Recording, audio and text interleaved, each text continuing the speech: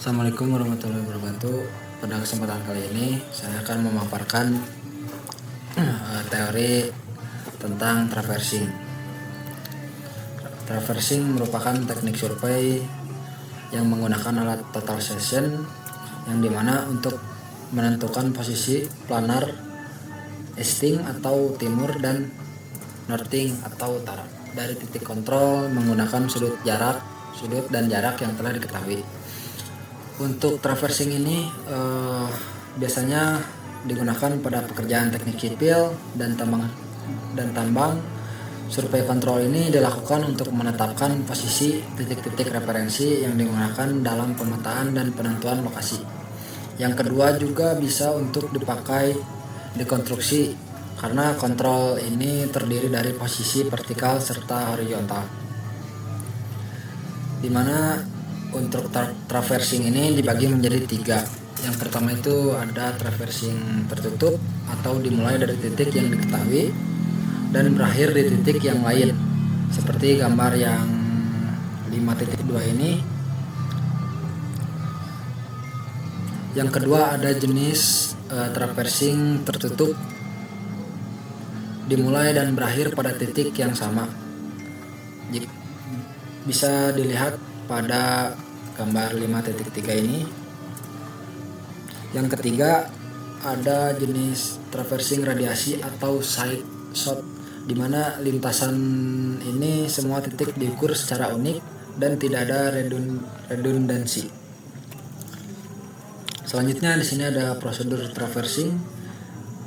Prosedur ini melibatkan pengukuran sudut serta jarak secara cermat. Yang pertama menempatkan total station pada stasiun traverse atau titik patok acuan dan diarahkan ke target pada titik awal. Yang kedua pengaturan arah awal, di mana arah yang diketahui dari titik patok acuan ke titik patok 1 diatur dalam instrumen. Yang ketiga pengukuran sudut dan jarak. Yang pertama di mana ukur sudut, misalnya titik patok 1 ke titik patok acuan sampai ke titik B pada muka kiri dan muka kanan. Yang kedua ukur jarak, misalnya dari titik TPA ke B beberapa kali. Yang keempat perpindahan instrumen dan target, di mana dipindahkan ke titik berikutnya serta instrumen juga dipindahkan ke titik tersebut.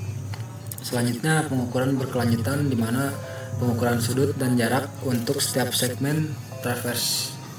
Yang terakhir pengukuran sudut akhir, di mana sudut ini diketahui untuk membandingkannya dengan arah yang diketahui serta menentukan kesalahan sudut.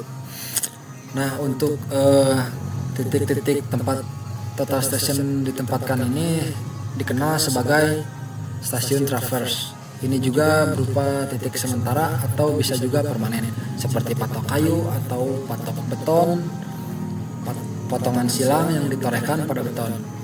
Jika akan digunakan kembali di kemudian hari, stasiun-stasiun ini juga harus direferensikan atau ditandai dengan pita baja horizontal dan dicatat dalam catatan di lapangan. Yang selanjutnya di sini ada reduksi catatan di lapangan. Reduksi ini merupakan proses koreksi sudut dan jarak yang diukur untuk menentukan koreksi sudut dan jarak yang diukur untuk menghilangkan efek kesalahan acak. Dibagi menjadi 2. Yang pertama itu reduksi sudut, di mana rata-ratakan pembaca muka kiri dan muka kanan. Untuk reduksi sudut ini juga penting untuk menggunakan nilai rata-rata ini juga untuk perhitungan traverse guna memastikan keakuratan pengukuran. Yang kedua di sini ada reduksi jarak, di mana menghitung nilai rata-rata jika ada pengukuran jarak berulang. Semua jarak yang diukur harus dikoreksi jika menggunakan pita baja. Koreksi untuk kemiringan, panjang, suhu serta kendur. Selanjutnya di sini ada kesalahan serta penyesuaian traverse. Penyesuaian traverse ini dilakukan dalam 2 langkah yang utama dengan menyeimbangkan sudut dan penyesuaian lintasan. Dibagi untuk kesalahan dan penyesuaian traverse ini dibagi menjadi 3. Yang pertama ada reduksi sudut, di mana kesalahan acak menyebabkan sudut interior menyimpang dari nilai teoritisnya. Selanjutnya jumlah sudut internal juga dari sebuah traverse harus sesuai dengan rumus, di mana sigma sudut internal sama dengan n-2 dikali 180 derajat, di mana n adalah jumlah sudut atau sisi. Jika misclosure sudut dapat diterima, koreksi dapat diterapkan pada setiap sudut, umumnya dengan metode nilai rata-rata atau bisa disebut min. Koreksi ini juga diterapkan pada setiap sudut diberikan oleh.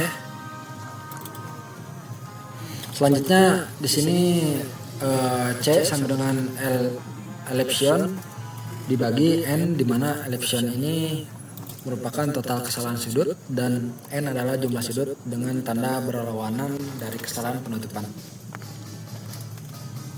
Selanjutnya perhitungan bearing dan koordinat, di mana bearing ini setiap garis di sekitar traverse dihitung searah jarum jam.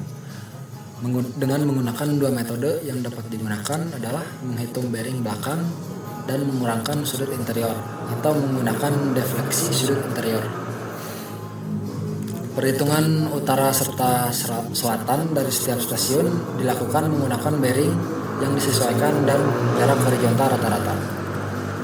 Yang terakhir di sini ada kesalahan linear dan penyesuaian bowditch, karena kesalahan acak ini jumlah n dan e dari semua sisi traverse akan menyimpang dari 0 yang mengarah pada kesalahan linear.